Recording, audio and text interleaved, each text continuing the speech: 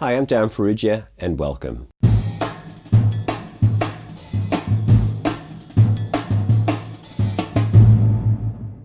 In this video, I'm going to explain and demonstrate an exercise that's usually the second part of my practice pad routine. In the previous video, I talked about the importance of warming up and the warm-up that I use, and that's usually the very first thing I do when I get into the practice room. When I'm at a practice pad, the second thing I do is an exercise for the weak hand.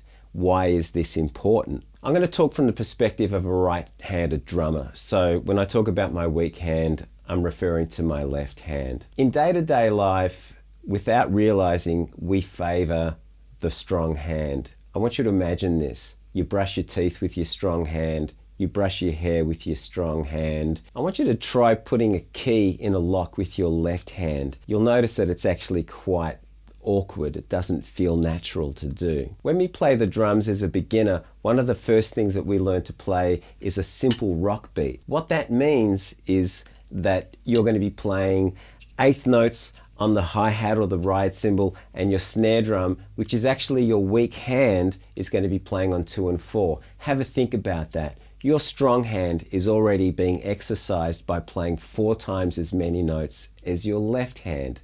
So just by the very nature of playing time, we're favoring that strong hand again. If you're a kid growing up during the swing era, 1920s, 1930s, 1940s, and you get your first drum kit, the first thing you're going to do is play a swing beat. Again, your right hand is going to be playing way more notes than your left hand. So it's really important to make up for the deficit in the practice room. Playing a musical instrument like the drums or the piano or the guitar requires a certain amount of dexterity from both hands. When you play rudiments, hand patterns, or patterns around the drum set, it's important to understand that your weak hand has to, in some degree, keep up with your right hand. So today I want to share an exercise with you that's going to address the weak hand. This exercise is called the singles routine, and it was taught to me by a good friend of mine up in Sydney. His name's Jim Peace. I've talked about Jim before in a previous video. Jim has had a whole bunch of lessons with Joe Morello, and this is one of Joe's exercises. Here's how this exercise works. We're going to play this exercise as eighth notes, and we're going to play 2 bars of right, left, right, left, right, left, singles. It'll sound like this. 1, 2, 3, 4. 1. That's going to be followed by 2 bars of just the left hand. So here's 2 bars of singles, 2 bars of left hand. 1, 2, 3, 4.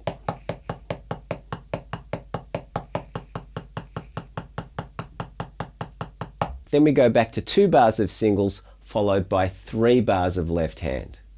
Then back to 2 bars of singles followed by 4 bars of left hand. Back to 2 bars of singles followed by 5 bars of left hand. Back to 2 bars of singles followed by 6 bars of left hand. I think you get the pattern. We're going to go up to 12 bars of left hand. You can also think of this as an interval training exercise. What that means is, rather than working entirely on the left hand in one burst, we're actually giving the left hand a bit of relief when we play those 2 bars of singles. At each repetition, we increase the load on the left hand by 1 bar. I'm going to play the exercise in its entirety. This is 140 beats per minute. If you feel up to it, you can play along. I'm going to do all the counting. I'm going to count the start of every bar with the left hand. 1, 2, 1, 2, 3, 4. 1, 2. 1, 2, 3.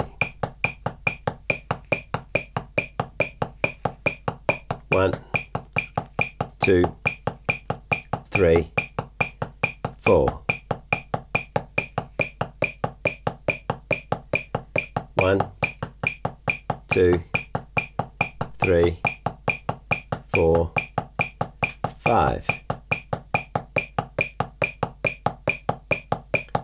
1, 2, 3, 4, 5, 6. 1, 2, 3, 4, 5, 6, 7.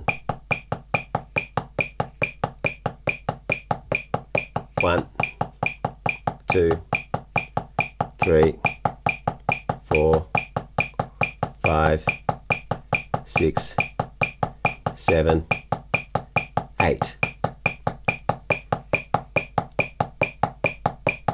1, 2, 3, 4, 5, 6, 7, 8, 9.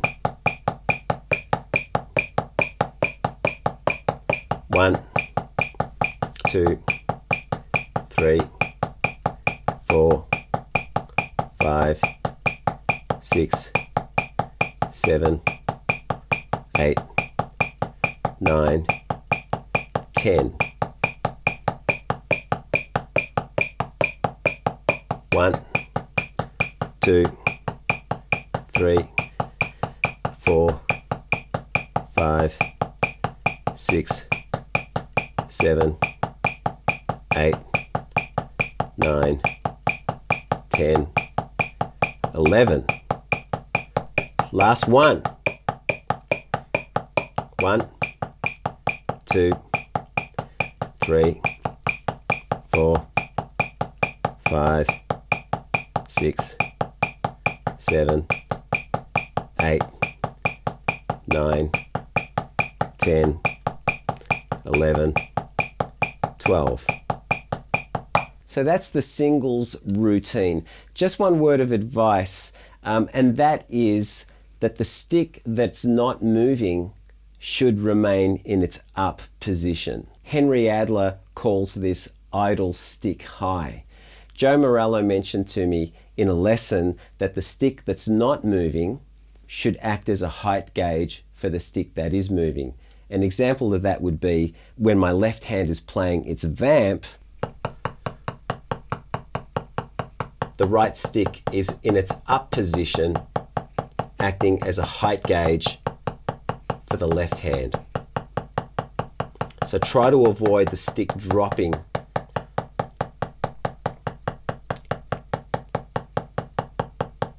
Anyway, I hope you find this useful. Give it a crack, as they say, and report back to me. I'm interested to get your feedback on this exercise. Until next time, happy practicing.